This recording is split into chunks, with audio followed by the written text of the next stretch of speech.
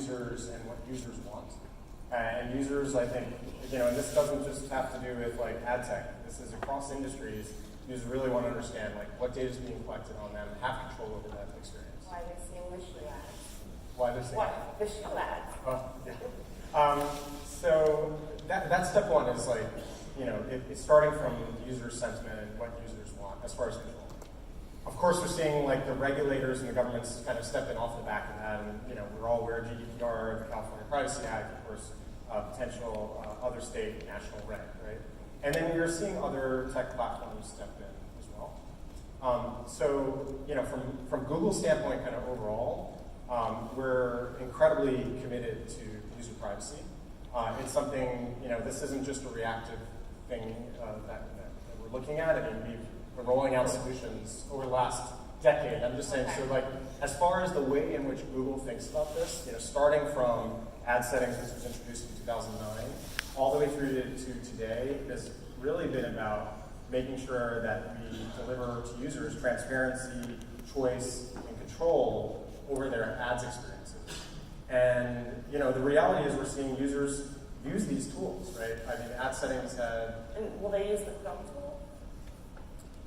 So specifically on Chrome, Chrome already has the ability to block third-party cookies. And again, it goes back to this kind of transparency, choice, and control, is that you can view, what cookies are, sitting within Chrome. You can allow or block all of the cookies. You can control cookies from specific websites. Of course, you can delete cookies. With them every 24 hours, I guess, like ITP 2.2? Well, you could set it to just block all third-party cookies if that's what you want to do, and that's already afforded, to you in Chrome. I think it's important, again, as I take a step back on this and think about it through the user lens in terms of the actual value, I think it's just really important, the free and open web that we all are able to access, is largely funded by ads. And so it's just incredibly important that advertisers and publishers can be successful to be able to provide kind of that user value ultimately back, which is to continue to consume content they love.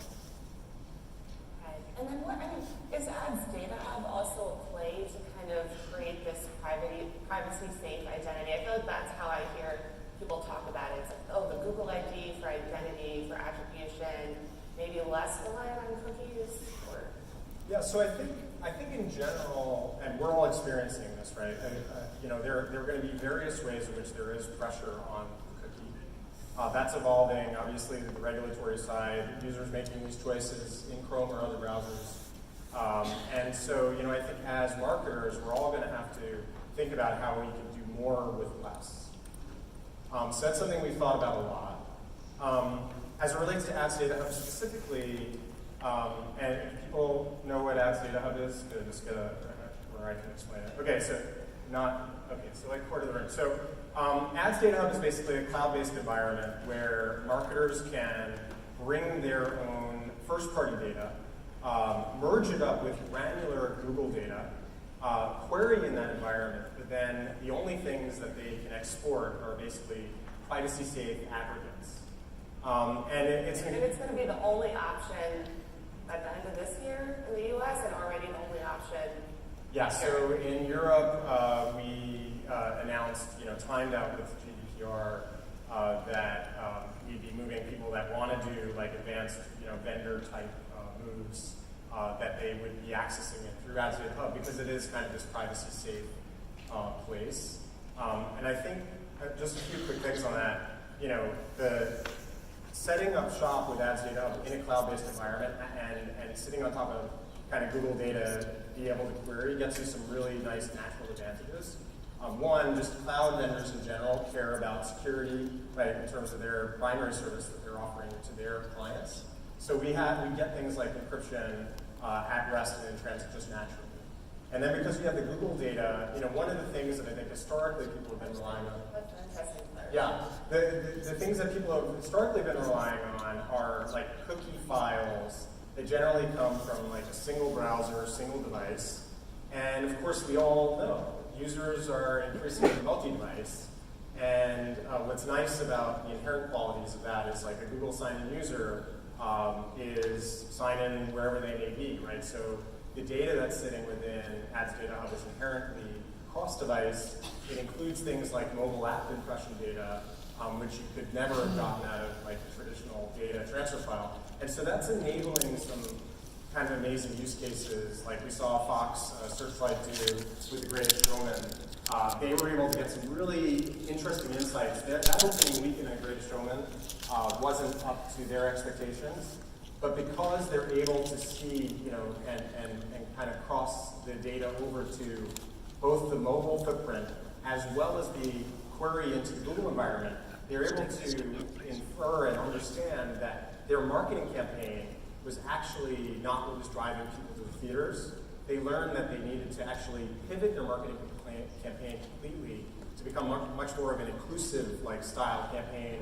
I don't know if you guys remember The Greatest Showman. So it's an attribution play. That was one of the things that But you guys it's also going to be targeting identity, right? Yeah. Or it is already. Yeah. Okay. I think just to cap on The Greatest Showman thing, and which was outstanding for me to learn, was they went from having a pretty poor opening weekend, shifted all of their campaign creatives to tilt towards this inclusive model, and they ended up growing to become the third highest grossing live action musical of all time.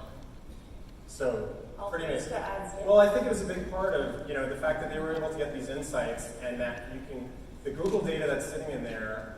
I think we're all well aware of the potential power of the intent data in terms of we understand what users are looking to do, what they're looking to learn, where they're looking to go, and so that can be pretty powerful data for marketers to be able to. Okay, so I think we have a few more minutes. So I'm going to talk about Google's TV